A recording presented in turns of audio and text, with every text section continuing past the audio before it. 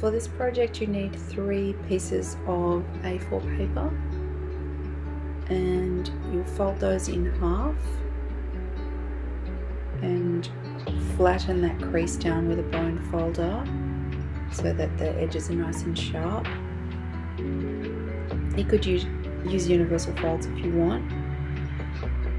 So just making this into a useful document or a map to indicate which page is which, so indicating the page numbers. So going through and labeling them is really helpful because it will enable you to work out where everything's going in your imposition. So that is the center spread, pages 6 and 7. And you can see with just 3 pieces of paper, you're getting a 12-page booklet.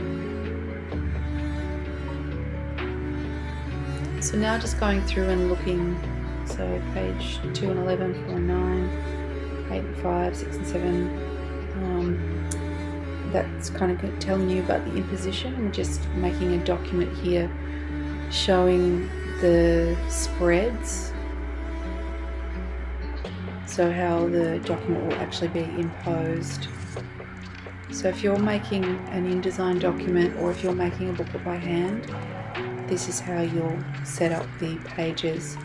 This is for if you're not using the print booklet function. You'll set up an A4 page, put a guide in the center and work out where everything goes. To print it, you'll flip it on the short edge and do a double-sided print, and then that will give you a booklet. And then you simply do what's called saddle stitch, or use a long arm stapler to staple it down the center.